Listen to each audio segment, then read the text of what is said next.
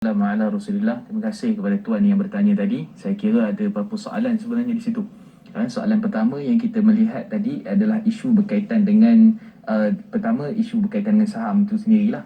Kalau contohnya saham orang lain naik, dia untung, kemudian kita rugi, orang lain pun suka kat kita. Sebenarnya dia isu saham ini dia adalah isu kita cara penyelidikan kita ataupun dipanggil sebagai fundamental ataupun technical analysis kita sebenarnya yang bukan menentukan untung dan rugi, tapi kita yang terdedah. Jadi kalau kita tak berapa mahir, kita tak berapa pandai, maka sudah tentu rugi tu lebih lah. Jadi dah rugi tu satu hal, satu lagi rugi kita ketika mana kita tak ada ilmu dalam isu berkaitan dengan pelaburan saham. Saham tak ada masalah, yang mana patuh syariah, yang halal. Sebab tu SC, Suruhanjaya Security Malaysia akan keluarkan senarai hampir 1,000 syarikat pada bulan Mei dan juga bulan November untuk menyatakan bahawa mana saham yang patuh syariah, mana yang tidak, mana syarikat patuh syariah ataupun tidak. Sekitar lebih kurang dalam sebenarnya lebih hingga ke hampir 80% kebanyakan syarikat yang ada tu patuh syariah.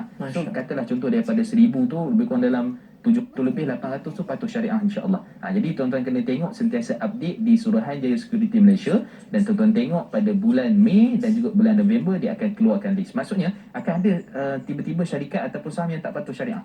Mungkin sebab dia punya diambil pinjaman konvensional ke, ataupun ada unsur-unsur yang mana termasuk dalam benda-benda perkara yang syubhah tadi sebagai contohnya, maka itu antara perkara yang dia perlu lihat betul-betul. Baik, itu isu yang pertama. Isu yang kedua tadi, pelaburan antara halalnya banyak, mungkin syubhahnya sikit contohnya. Okey, saya sarankan kepada semua di luar sana, jangan cari yang syubhah sikit, jangan cari yang syubhah tu banyak, cari yang betul-betul halal. Kan? Cari pelaburan yang betul-betul halal. Kita tanya orang, kita tengok hukum, tengok JAKIM, kita tengok Suruhanjaya Security Malaysia, kita tengok apa yang telah diputuskan oleh Majlis Penasihat Syariah Bank Negara sebagai contoh, ataupun pelaburan di bank-bank Islam. Kalau pelaburan di bank-bank Islam tu selamat kita. Tak payah fikir dah ni nak kena tengok ke apa. Bismillah, kita masuk, kita melabur ataupun kita simpan ke dan sebagainya, maka kita dah terlepas dah hukum halal dan haram itu, insya-Allah halal, sebab kita guna produk perbankan Islam.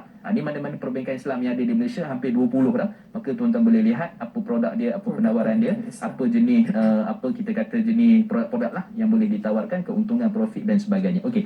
Kemudian katalah contohnya kita masuk satu saham. Masuk satu saham ni, tiba-tiba pada kita masuk tu Januari contohnya, tiba-tiba pada pertengahan tahun tu dia tak patuh syariah, ataupun ada unsur-unsur syubhah situ tapi tak patuh syariah tu sikit. Contohnya lah, syarikat ni dia telah pun, contohnya PKP ni dia tak boleh nak struggle ataupun tak boleh nak hidup dah, dia pun terpaksa buat pada pinjaman konvensional. Dia buat pinjaman sikit konvensional. Jadi di situ dah ada unsur yang tidak harus lah.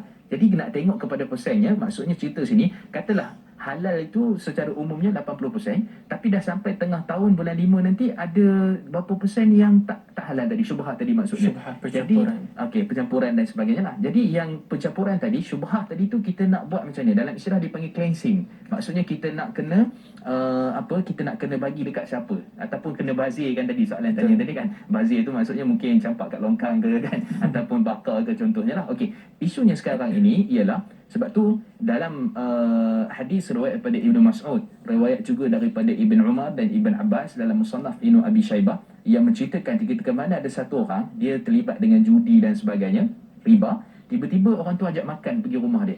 Jadi ada sebahagian orang ni tanya kepada Sayyidina Abdullah bin Abbas, Sayyidina Abdullah bin Mas'ud, maka kata Sayyidina Abbas, Sayyidina Abdullah bin Mas'ud, kamu pergi makan, bismillah, dosa atas dia. Kamu tu harus, sebab dia telah bertukar zat. Sebab tu kaedah fiqh menyatakan tabadul sababul milk, disebabkan pertukaran sebab pemilikan, dan akhirnya qa'iman maqam tabadul zat, dia akan menjadi pertukaran daripada sudut zat itu. Maksudnya tadi saya yang terlibat syubhah tu, jadi saya nak bagi duit tu dekat dai ataupun fakir miskin ataupun mana-mana. Jadi mereka tak ada masalah lah sebab dah tukar zat dah. Itu diputuskan Syekh Dr. Qaradawi, fatwa-fatwa di kalangan para ulama dan sebagainya. Maka jangan dibazirkan, buang kat longkang, jangan dibuang dekat laut, jangan dibagi benda-benda yang tak sepatutnya, tapi boleh bantu fakir miskin, boleh bagi untuk masalah umum, dan itu adalah perkara yang terbaik dan diharuskan. Cuma kalau terlalu banyak, tuan-tuan boleh pergi ke Baitul Mal. Baitul Mal ada dana tidak patuh syariah, boleh letak kat situ, boleh bincang dengan Baitul Mal, dan Baitul Mal akan agihkan seperti mana yang menepati syarak daripada sudut pengagihan. Tapi kita satu sen pun tak boleh ambil duit syubhah tu, ataupun duit haram tu kita tak boleh ambil, kena serahkan. Dan kita berdosa ke macam mana ke, maka sudut asalnya kita dapat pahala. kerana kita menjauhkan diri kita daripada perkara yang haram, dan insya-Allah mudah-mudahan kita dapat bukan setakat pahala sedekah tapi pahala kita menjauhi daripada perkara yang haram. Allah